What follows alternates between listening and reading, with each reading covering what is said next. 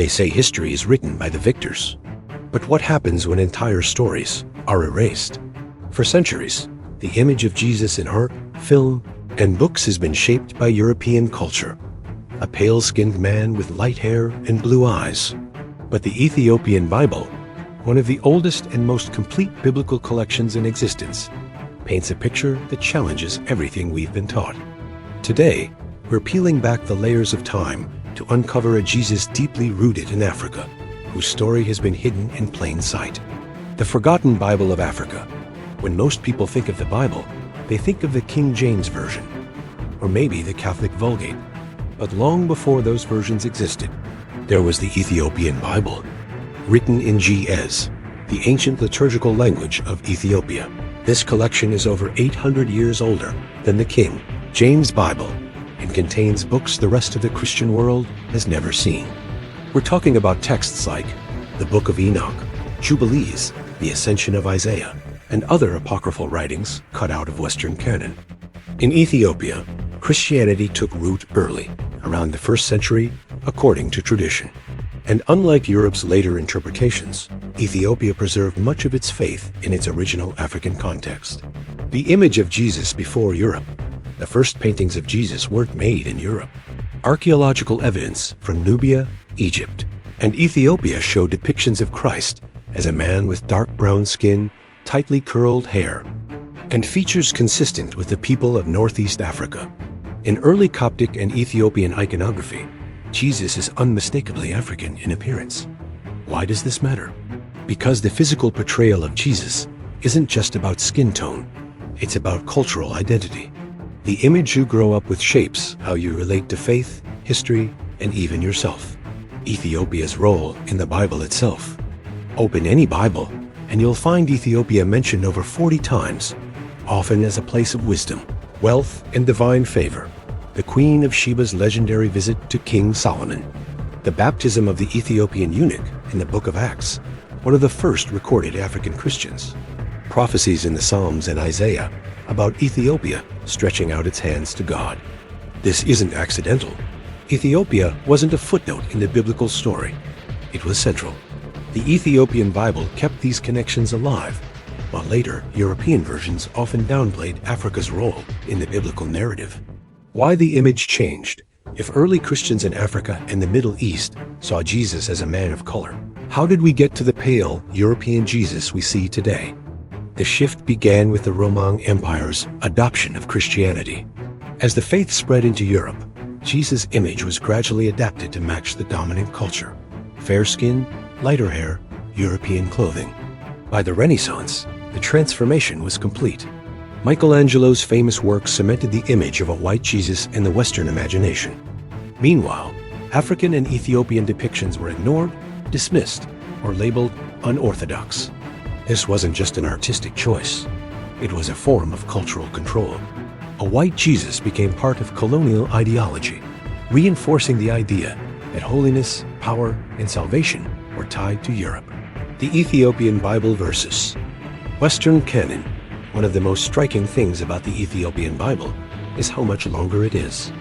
While most Western Bibles have 66 books, the Ethiopian Orthodox Tewahedo Church recognizes 81. Some of these extra books speak in vivid, poetic ways about the divine presence among African peoples. Others contain prophecies that seem to affirm Ethiopia's unique role in the Christian story. The Book of Enoch, for example, has been completely removed from most Bibles, yet it was highly regarded by early Christians and is still considered scripture in Ethiopia. This matters because removing books changes theology. It changes how people see the world, and in this case, it helped erase Africa's visible connection to Jesus and early Christianity. The color of Christ in the text. Interestingly, the Ethiopian Bible doesn't shy away from physical descriptions. While the Gospels themselves don't detail Jesus' skin color, other ancient sources and Ethiopian commentaries describe him using imagery common to African poetic tradition. Terms like bronzed, burnished, and dark as the tents of Kedar appear in parallel texts and liturgical songs.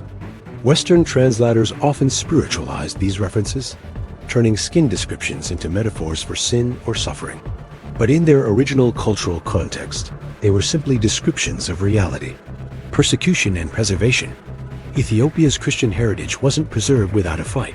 From the rise of Islamic empires in the 7th century to European colonial ambitions in the 19th, Ethiopia faced constant pressure. But unlike many African nations, Ethiopia was never colonized by a European power, except for a brief Italian occupation in the 20th century. This allowed it to protect not only its land, but also its faith traditions. The monasteries of Lalibela, the rock-hewn churches, and countless handwritten GS manuscripts still safeguard the original texts.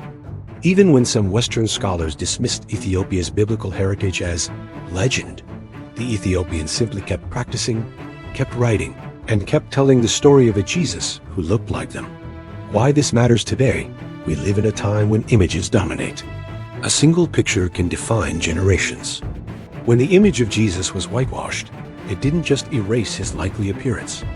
It erased the contributions of African and Middle Eastern believers. For people of African descent, discovering a historically accurate Jesus isn't just an academic exercise. It's a restoration of identity, dignity, and truth. And for everyone else, it is a reminder that faith began in the East, in lands rich with brown and black skin, and that the European image we've inherited is a cultural overlay, not a historical fact. We've only scratched the surface of what the Ethiopian Bible reveals about the Black Jesus. Now, we'll go even deeper into the suppressed prophecies, the cultural shifts that hid this history, and the modern movements rediscovering the African roots of Christianity.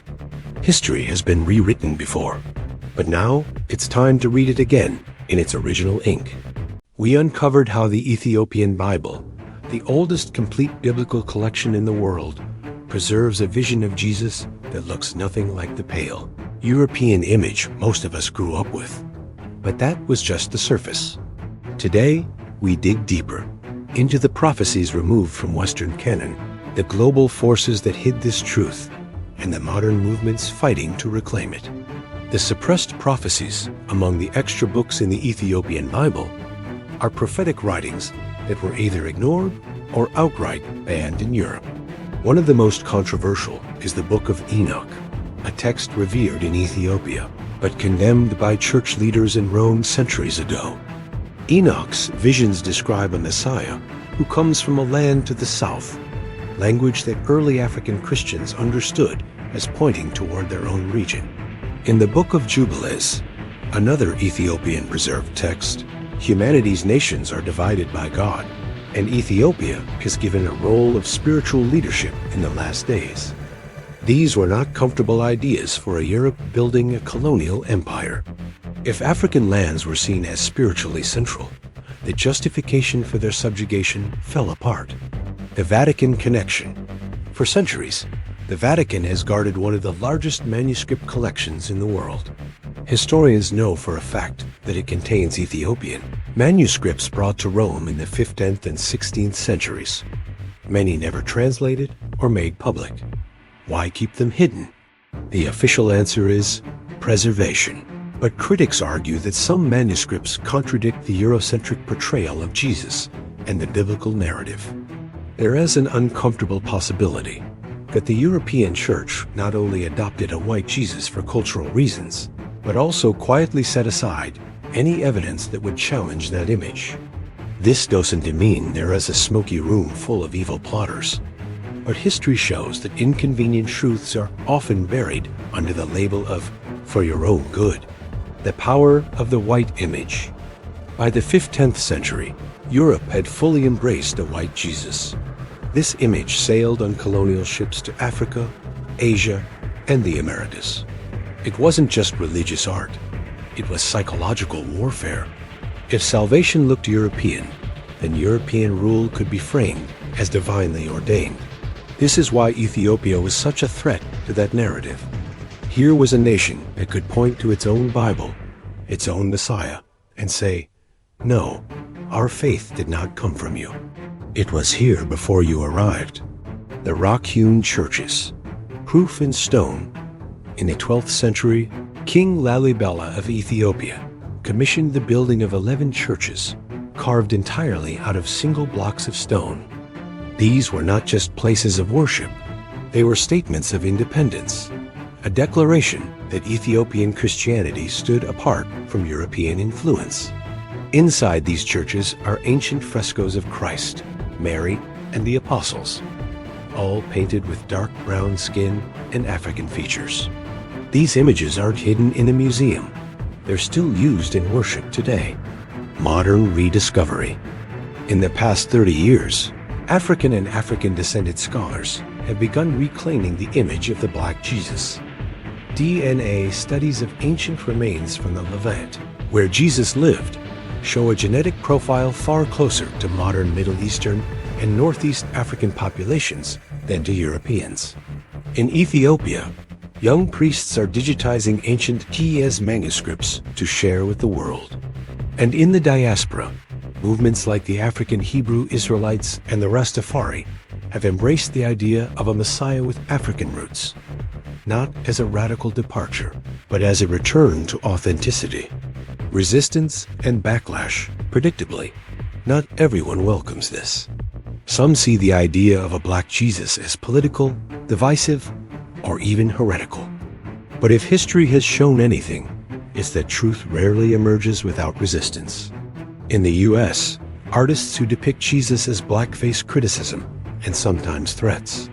In Europe, some museums still refuse to publicly acknowledge the African origins of certain early Christian artworks.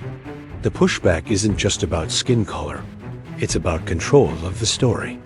Whoever controls the image of Jesus controls the lens through which millions view morality, leadership, and power. The prophecy of Ethiopia's hands, Psalm 68-31, in most Bibles reads, "Princes shall come out of Egypt. Ethiopia shall soon stretch out her hands unto God." In the Ethiopian Bible, the translation is more direct. Ethiopia shall lift her hands in praise, and God shall dwell among her people. It's not a small difference. One is a poetic image, the other is a divine promise. To Ethiopian Christians, this verse affirms that their land is not a peripheral player, but a chosen dwelling of God's presence. The future of the Black Jesus, whether people accept it or not, the historical evidence keeps growing. Archaeology placing early Christian communities deep in Africa. Genetic research aligning with a darker-skinned Middle Eastern Jesus. Surviving Ethiopian manuscripts showing centuries of Black iconography. The Black Jesus isn't a new invention. He's the oldest image we have.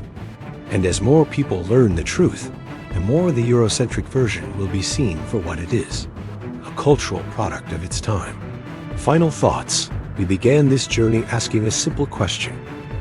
What if the Jesus of history looked more like the people of Ethiopia than the portraits hanging in European cathedrals? The answer isn't about replacing one image with another. It is about restoring the truth, letting history speak for itself, and acknowledging that the heart of Christianity beats strongly in Africa. The Ethiopian Bible still whispers the same story it has for centuries. The question is, are we ready to listen?